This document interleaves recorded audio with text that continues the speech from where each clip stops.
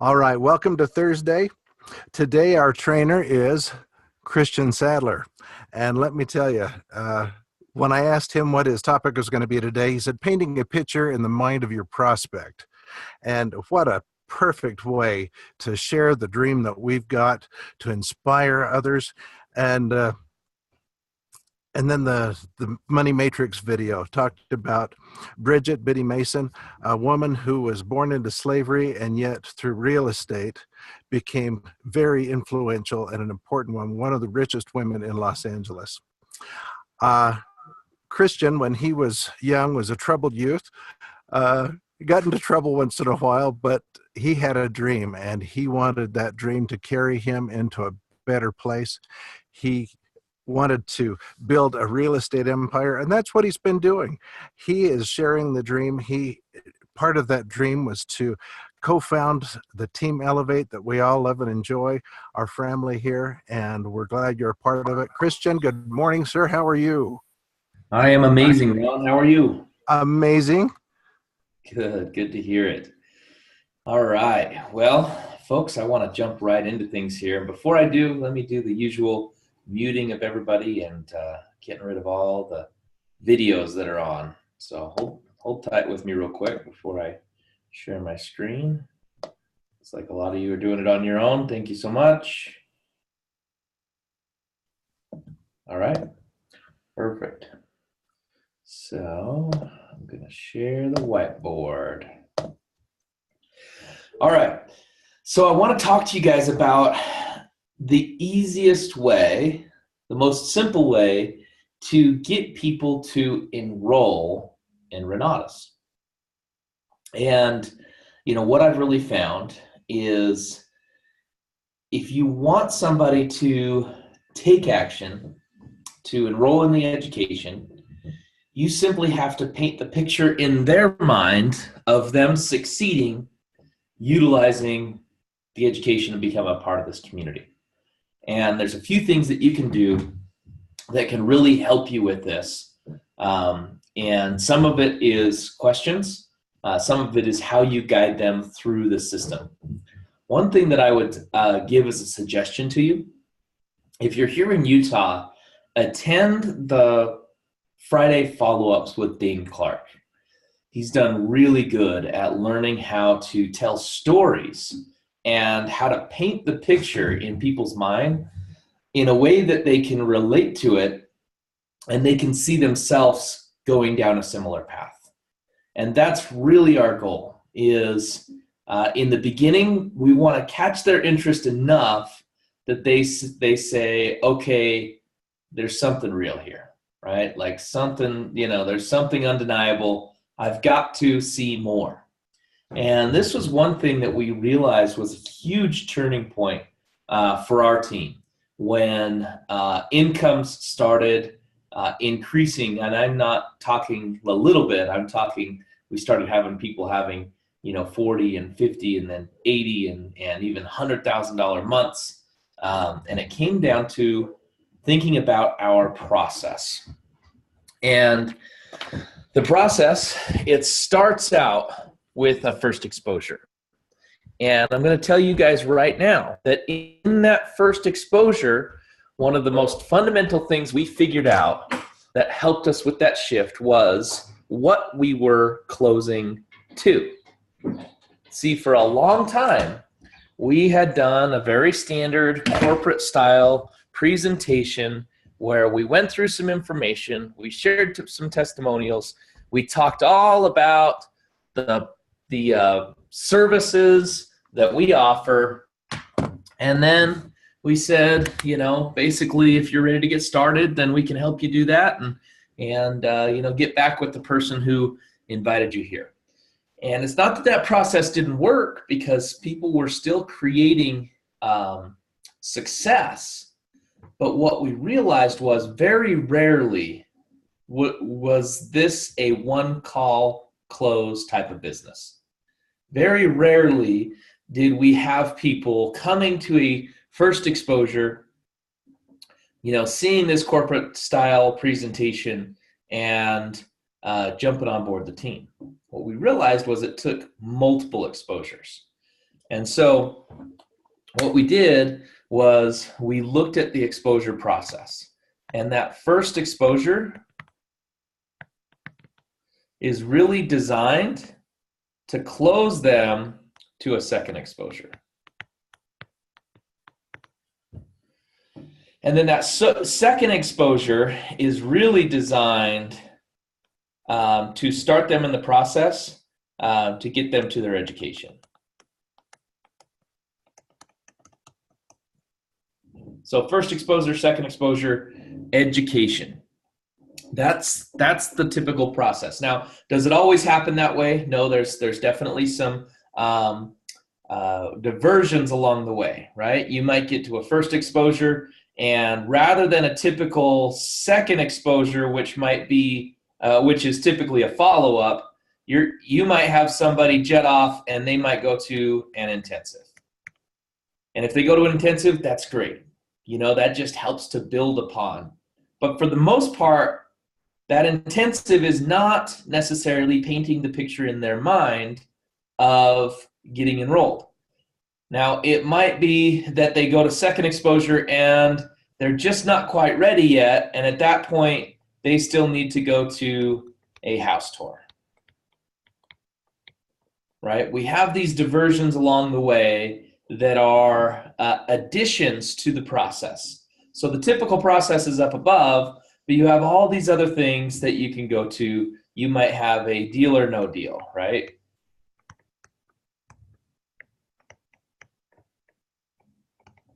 But what we found is what it used to be is you would send somebody to a first exposure, and then we would automatically just divert them to all these other things, right? We would just, whatever was coming up. And what we learned is the fastest path to money is first exposure, second exposure, and into their education. And then as they're getting into their education, then they can come into all these other events. Every person's going to be a little bit different, but the fundamental thing that I see is that in this second exposure, you've got to be able to paint the picture. So that's what we're going to be talking about today, is painting the picture.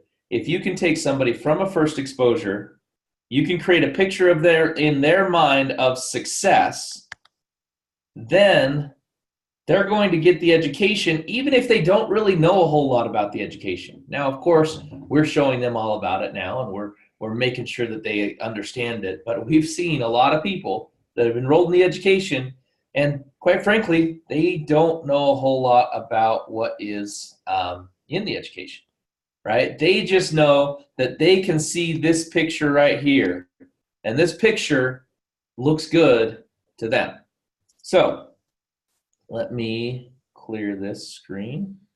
I can't actually, let me turn off this video. Oh, there it goes. All right, I am not finding my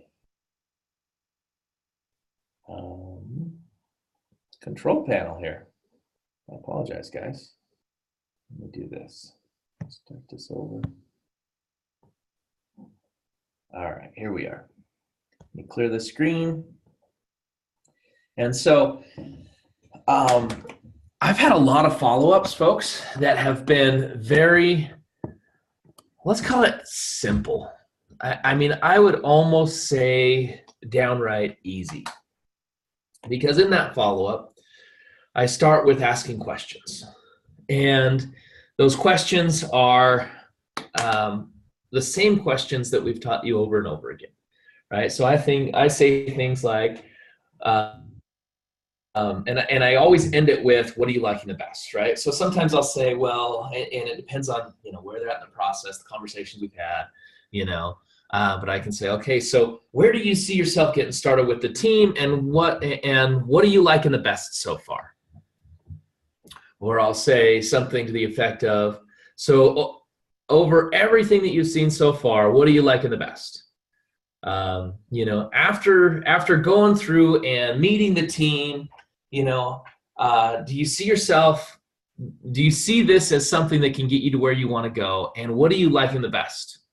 Right? Like I always I always get them talking about what they like the best. So I might get them in a little bit to their analytical mind, but more importantly, then I switch them back into what do they like the best. And the reason why is that's what I want to speak to, because that's the picture that I want to create.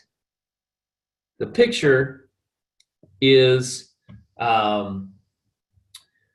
whatever it is that they are looking for, hopeful for, whatever it is. Here's what I found, though.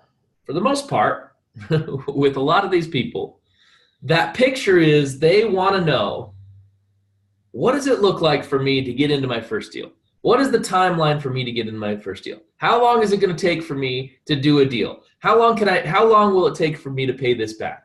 How long until I can quit my job, right? Like it's always this timeline thing. Over and over and over again, I get this where it's just this timeline. Like what does it look like, and how does that translate into success? And the good news about that is, if you just simply lay out a timeline and allow them to put their own time on it and make their own commitments to it, then they're painting the picture themselves. And so what I've found is one of the most useful tools for doing that is the 3 phases to your first deal.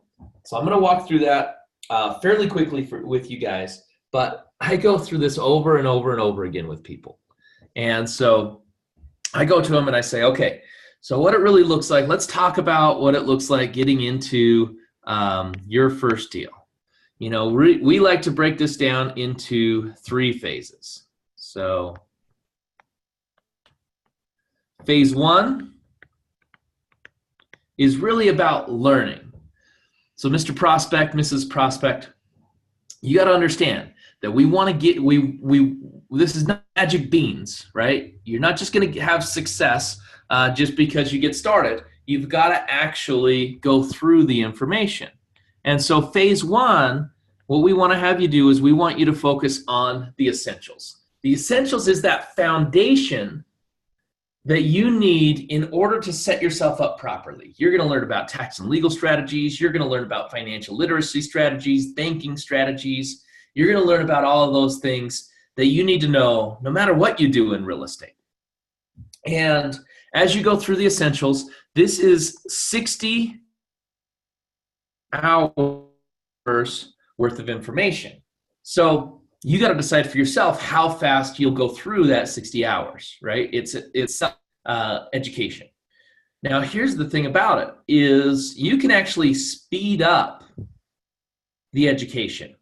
Hopefully you guys are hearing me all right. I just got to notice that my connection is unstable, which doesn't make sense.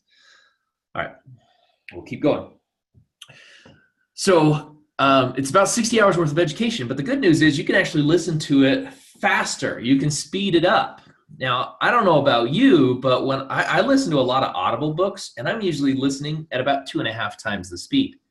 So that means you could cut this down to 30 hours as long as your mind is able to keep up with it.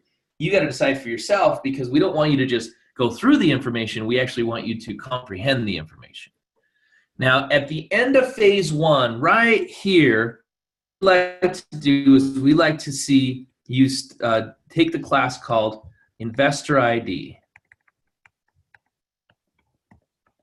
Finding your investor ID. Now, you take this class because it's really going to help you figure out what resources do you have? What are your goals, both short-term and long-term? What do you absolutely not enjoy? And what is the best strategy for you to focus on as far as real estate is concerned? So when you take that Investor ID class, that is going to give you the best chance at moving into phase 2. And phase 2 is really about focusing on and choosing a specific vocational. And this vocational track is essentially you choosing a strategy. Now, good news is you choose a strategy. That doesn't have to be your strategy forever, right? You're going to have all the education, and you're going to be able to go through it that way. However, As you go through this vocational track, you're going to choose a specific strategy that you are going to focus on.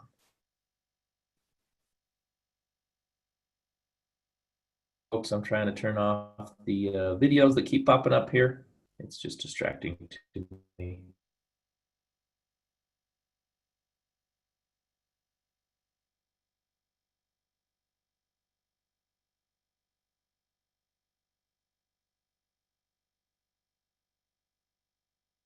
Pretend you're not there, because we have.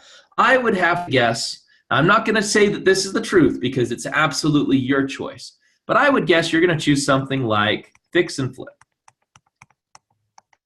Fix and flip is because it's one of the most simple strategies to get into and to work through. There's lots of money out there that people are willing to lend on fix and flips. There's lots of people in the community that are wanting to do fix and flips. There's many people that will partner with you on a fix and flip because it's a simple partnership. You're not signing a marriage. Like if you went and bought a multifamily unit with somebody, or even just a simple rental property, you're essentially signing up for a marriage without a lot of the best benefits of marriage. And so you got to be careful who you choose as a partner. But in a fix and flip, you can be in a partnership and it has a specific start and end date. And at the end of that deal, if you didn't enjoy partnering with that person, guess what? You never have to do it again. In fact, if you don't like the partnership, you may not partner with anybody ever again, but now you have the experience. So you may choose fix and flip, and I'm just throwing that up there as an example. And so if you choose fix and flip, you're going to focus and you're going to have about 60 hours worth of education here as well that's going to get you the fundamentals to where you feel competent to go out there and do a deal. Now, that could be more for you. It could be less for you. It really is dependent on you. But what I find is oftentimes what I see with people is once they've been through the next 60 hours worth of education in a specific vocational track, they're ready to take action. And so when you're ready to take action, that's what phase 3 is all about. And phase 3, first thing I want you to know is you're going to continue learning. If you haven't figured this out by now, Mr. and Mrs. Prospect, you're signing up for a lifetime of learning. It never ends. This isn't a linear process where you go, buy or pay for an education, you take a specific course, you get a result in the end, and you show up and get paid an hourly rate. It's not that type of a deal. Here, it's a lifetime of learning. You're always improving. You're always, advancing yourself. So you're going to continue learning, and you're going to continue to focus on that vocational track as well as some of the supporting classes that are going to be in other vocational tracks that relate to the strategy that you're focused on. But the biggest thing we want you to do here is we want you to take action. Now, much of that action is going to be focused action because in the education, you're going to learn how to solve problems. And here's the thing that I realize, and you're going to figure out really quickly, is that we get paid when we solve problems. And so a big clue for you is not to necessarily be out there looking for properties, but looking for problems that you can solve. And so you're going to have some of that focused action. However, what our big goal for you in phase 3 is we want you to get comfortable with the process. We want you to be comfortable signing your name on the dotted line, so to speak. And again, folks, please take off your video if you've got the video on. We want you to take a lot of action. And here's what I've found is many times this is the biggest hurdle for people is all of a sudden they're signing up and they're saying, I am going to, I'm going to come up with $200,000 or $300,000 or 400, 500, 600. I'm going to come up with $1 million for this property. And I don't even have a tenth of that in my bank account. I don't even have 1% of that in my bank account. And so a lot of people have difficulty getting over that hurdle.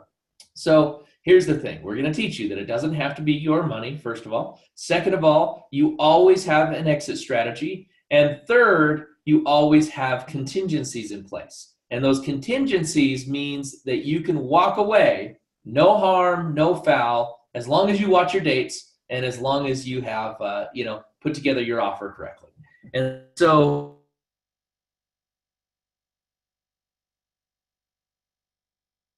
we want you to go out, and the goal is to make 100 offers.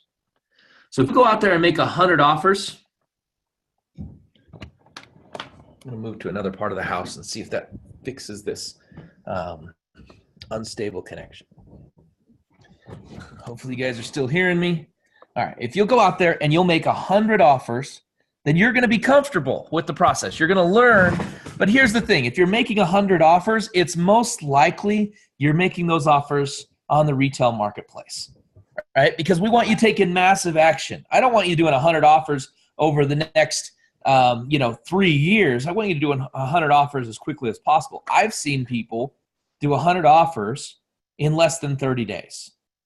So in that 100 offers, Mr. Prospect, Mrs. Prospect, you're maybe going to have 5 of them that even get accepted, maybe. And out of those 5, I'll tell you right now, it's pretty likely that 2 of them are not even going to be good deals. Like by the time you start any further due diligence, you're going to figure out either the foundation is bad and they're not willing to negotiate, there's meth contamination and they're not willing to negotiate anymore. 2 of them are just going to be, you're just going to walk away, right? You're going to cancel the contract. You're going to move on. You'll have 3 left. And out of those 3, it's likely that you're going to have that one that stands out. And this is your deal. This is the one that we're talking about. At the end of phase 3, you've found that deal that the numbers work.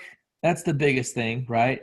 It's in the area that you want to be in. You've got access to people that are willing to lend you the money to do it. I mean, everything just works out. That's the deal that we're focused on as your first deal. But the thing is if you realize there's still 2 more there.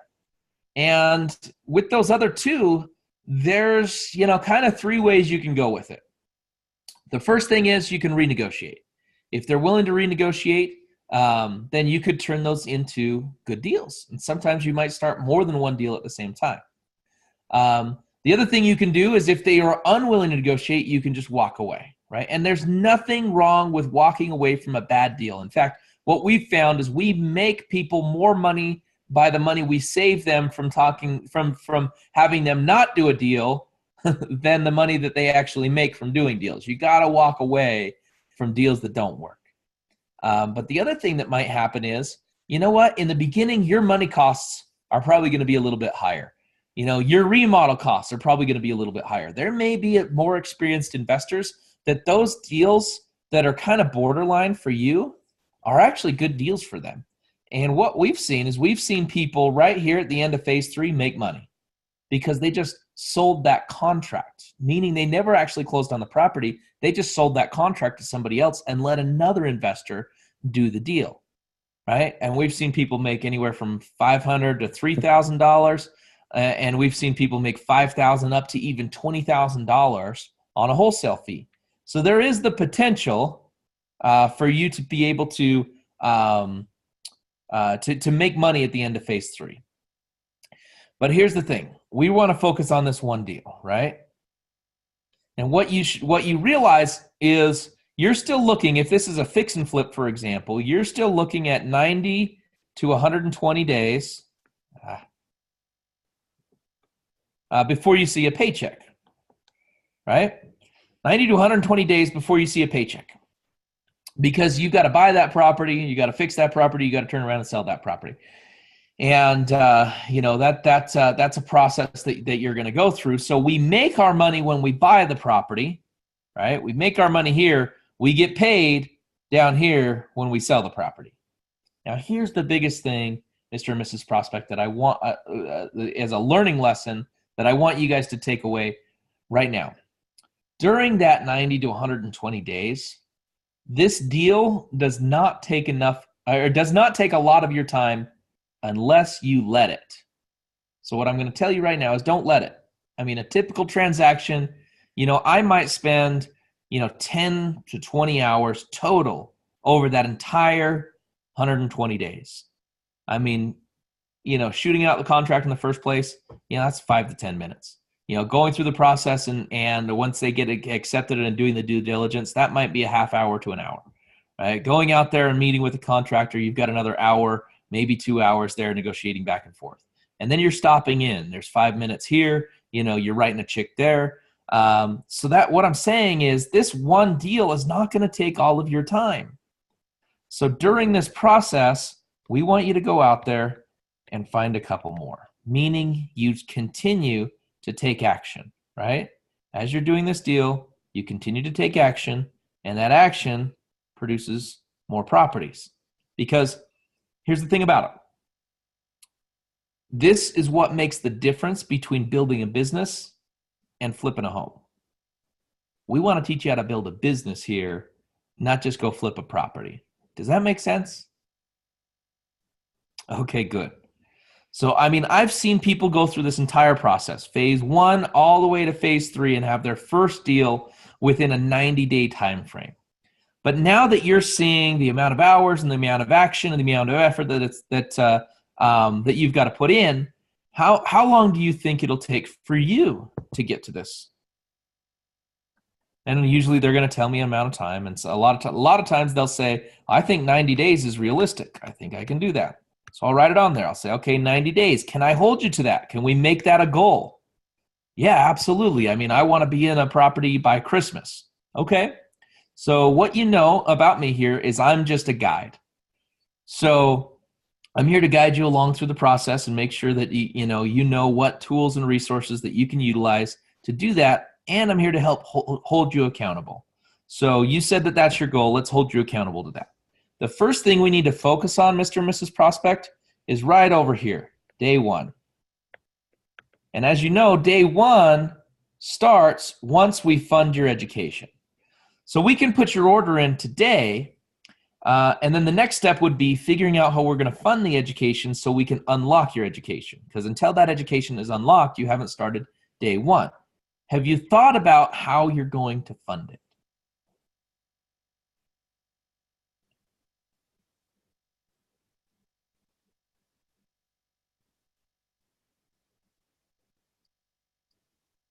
I left that dramatic pause there for a reason, folks. Once you ask that question, shut up. Let them talk. Even if it's uncomfortable amount of silence, because what they're doing is they're thinking about how to fund it. Let them think. Let them find the answer. Now, if they say, I've been thinking about it and I don't know where it's going to come from, that's when you can jump into and start showing them the different ways of funding, which Michael went through yesterday. So folks, this one little part of the follow-up sometimes ends up being an entire follow-up for me because they envision themselves doing it. They want to get to day 1 and they say, I'm ready to go.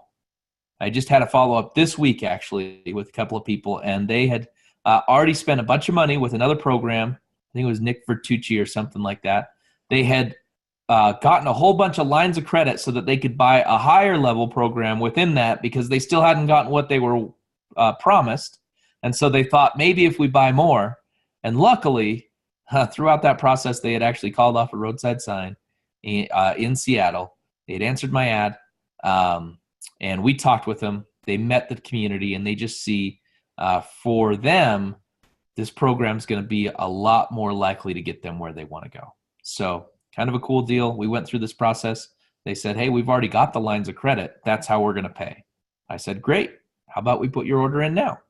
And that's what we did. So folks, I hope this helps in you painting the picture in your prospect's mind. If you can get them envisioning themselves going through this process, the likelihood of them enrolling is high.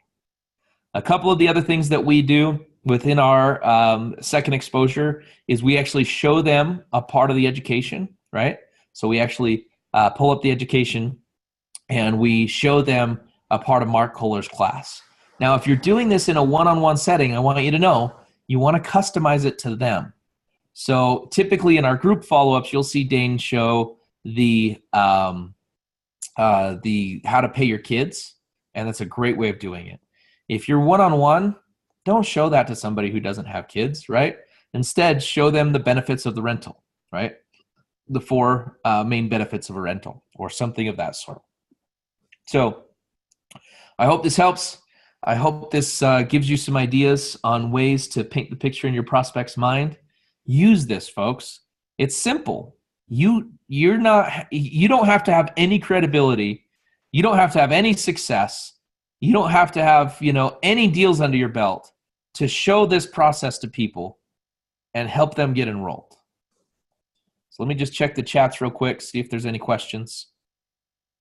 And no questions.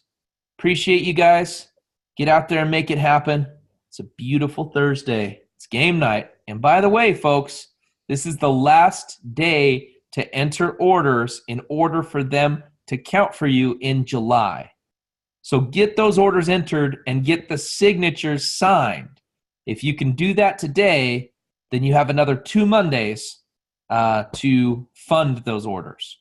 So get the orders in, get them signed, get the funding in, and it will pay you in July. Make it a great day, folks.